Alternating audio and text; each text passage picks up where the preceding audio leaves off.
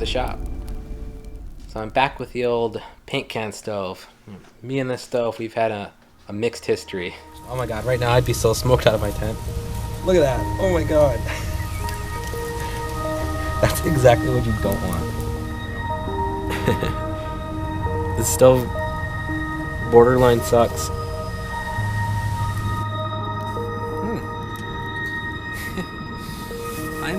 I might have to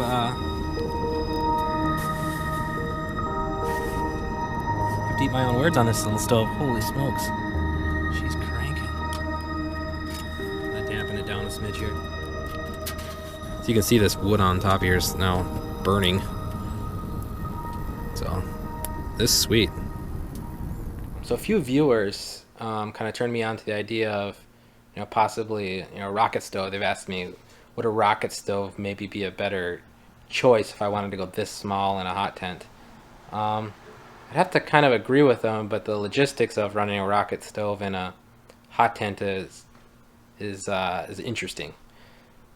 But I may have came up with an idea that's going to work. So what we're going to do today is try to mod the paint can stove and add a pipe at the top here that's going to hold some wood pellets, and we're going to turn this into a pellet burning paint can stove. Try to say that 10 times fast. Burning paint can pellet burning paint can stove, pellet burning paint can, pellet burning paint. So let's get started.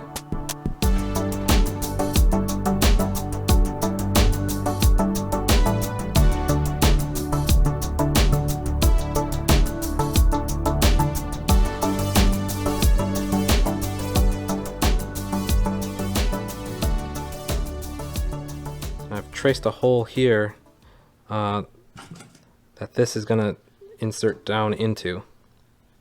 You notice I've marked a bunch of holes, or a bunch of dots in this. I'm going to drill a bunch of holes in this before I cut it out. Then we're going to cut this out, and then we're going to trim it so that it can fit in here, so that the pellets can rest on that. So let's go ahead and get this cut out, get the holes drilled, get this cut out.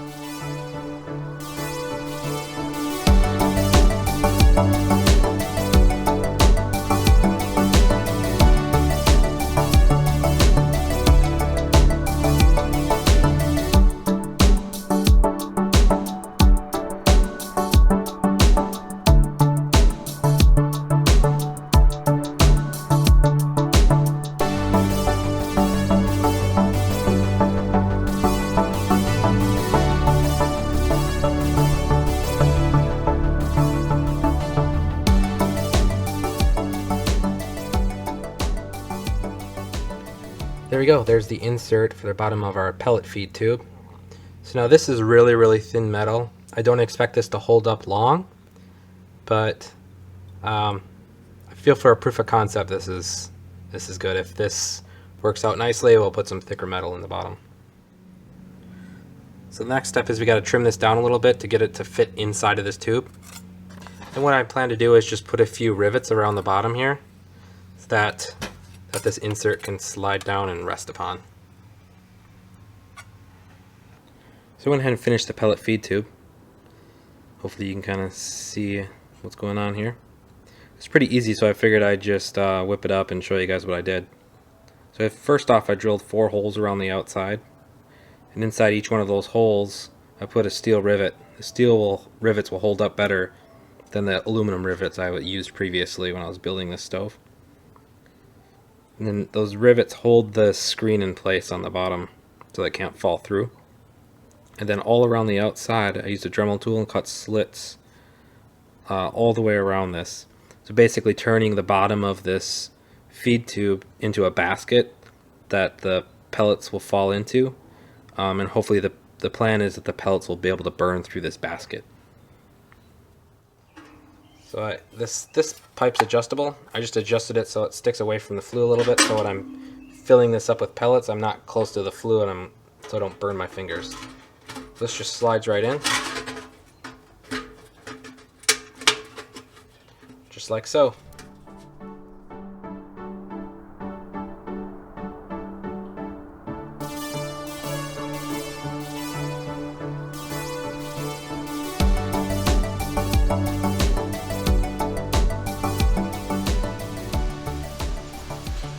Okay, so it's test day.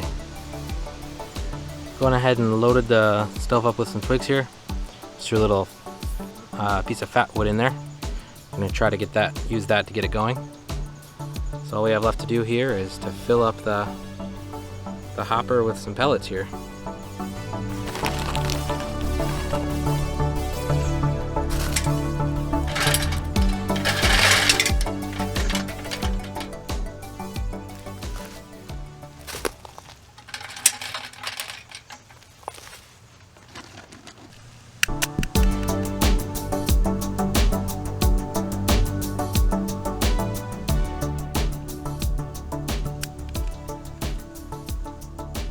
So I filled the hopper up just a little ways with pellets. I don't want to fill it up too much because I don't want to restrict the airflow too much while it's trying to get going. So I'm not exactly certain how we're gonna get this thing rolling, but the plan so far is to fill it up with wood, light it normally, hoping that the regular fire gets the pellets going. That fire will go out, the pellets will stay burning. Then I can just keep adding pellets to the top. Let's test that theory and see how it works.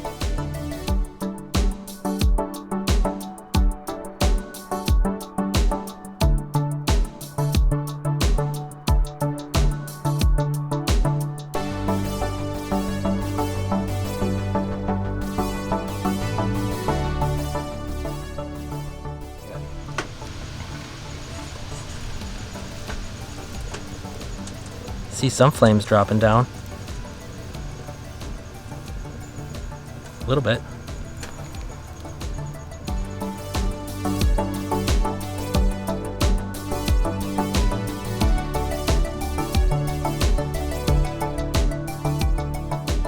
I'm gonna give you guys a little peek here. I think it's working. I don't want to open it up too far because see the flames coming down from the top there? It's working, I think. Keep this shut again.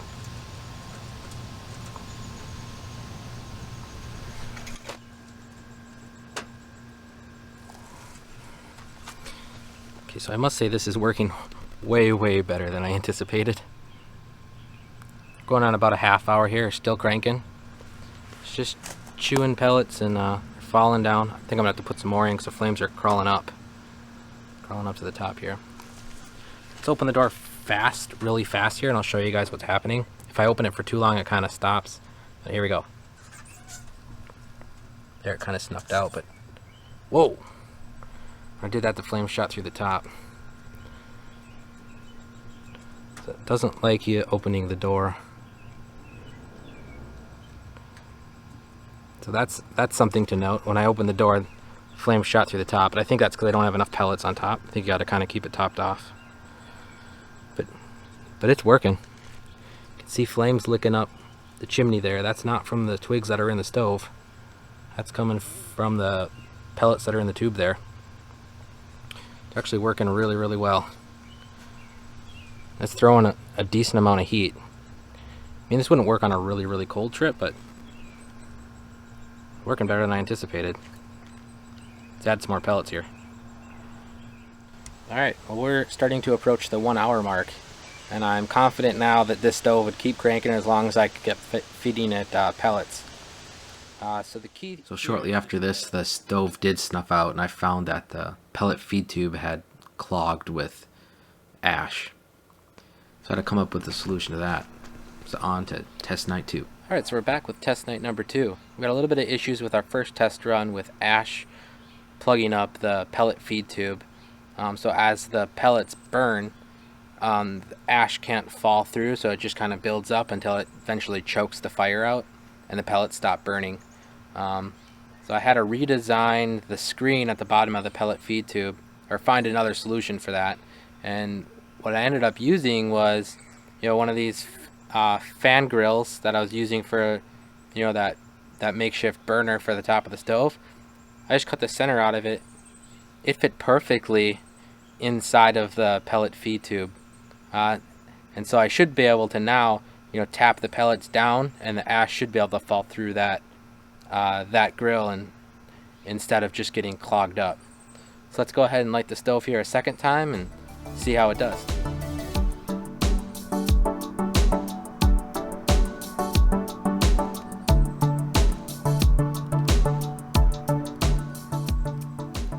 So for this test, we went ahead and measured out 1 pound of pellets, and it just so happens that the pellet hopper fits almost exactly 1 pound of pellets. So we're going to see how long that lasts us.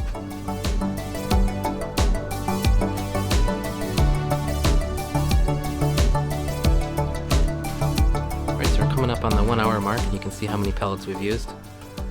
If I were to guess, I would say this hopper would probably hold about an hour and a half worth of burn. Which isn't too shabby. We'll just let it keep burning. It definitely seems to be feeding through now, which was the problem I was having before. It wasn't feeding through, or the burnt ones weren't falling through. I think we're good now. Time will tell though.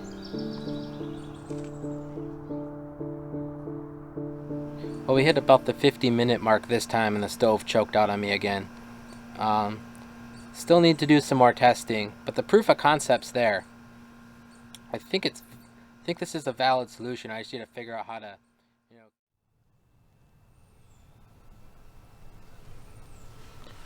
Alright, so here we are with test number 3. We're going to take all the things we've learned from the previous 2 burns and see if we can beat our best time of 1 hour. So I believe we've solved the problem of the ash not clearing from the pellet feed tube. And I think the next problem we have to solve is getting enough hot coals in there to keep the pellets burning. So in the previous steps, I don't think we had enough hot coals to keep the pellets burning. So I think that this stove is going to be best called a hybrid stove, because I think we're still going to have to feed it with wood, but I think the pellets are going to decrease the amount of wood we have to use by a lot. So here's the amount of wood I plan to use. This bunch of small sticks to get it going. Then I did collect some a little bit more substantial pieces to give us a little more substantial coal bed this go around. A piece of cotton and some fat wood to get everything rocking and rolling. So we'll see how far this amount of wood gets us. I mean, if this is what we have to prep in the field, this is nothing. This took me about 10 minutes to collect and process. So let's fill up the pellet tube with the 1 pound of pellets and get started.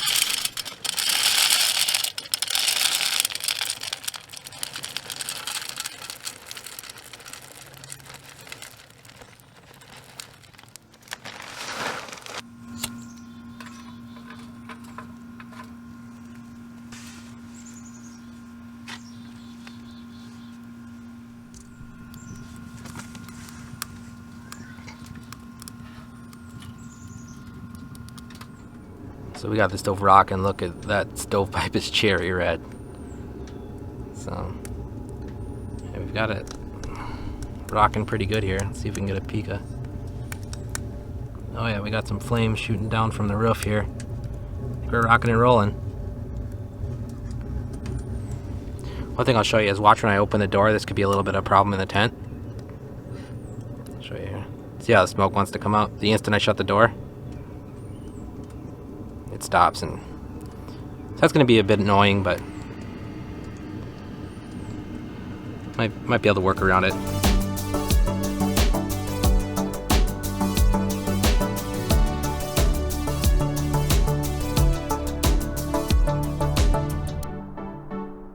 So let's open the door and add a chunk of wood here.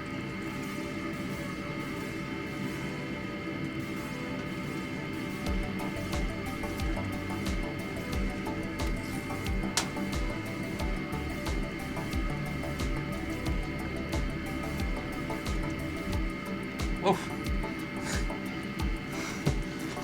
That's...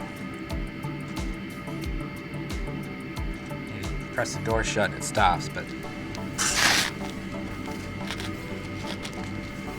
That's going to be an issue if you do that too many times inside the hot tent. So the solution I came up with is simple. Just take the baffle. I'll probably make something a little more professional later on. Throw that on top. Close the door and take off the plate.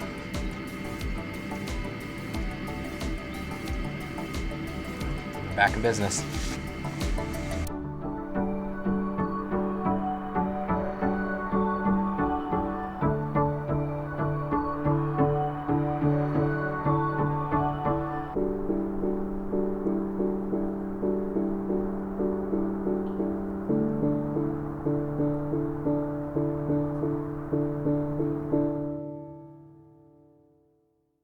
Just past the 1 hour mark and the stove's still cranking. We've basically chewed through all the wood, except for some small chunks, but we'll keep throwing that stuff in to try to keep the pellets burning. And we've only chewed through about half the pellets in the pellet feed tube, so about a half a pound of pellets. So in the 5-pound bag that we brought out with us, you know, that would last us about 10 hours, which is pretty good. So let's keep going. See, as you can tell by the lack of light, we're up on the 2-hour mark, and the stove is trying to go out on me a little bit now. And I'm having some difficulty, keeping the pellets burning at this point. So I'm wondering if we have a bunch of charred pellets at the bottom that are having difficulty burning. So the stove definitely takes some practice, and it takes some know-how to run it. But I'm really been impressed with 2 hours of burn time, and it didn't really spend very much time at all on wood prep to get 2 hours of heat out of this thing. So more testing is definitely needed, more practice is definitely needed. So I'm going to continue to practice with this stove, into the fall here. And when it gets cold enough, we're going to get out the hot tent, and we're going to see how this thing performs in the hot tent.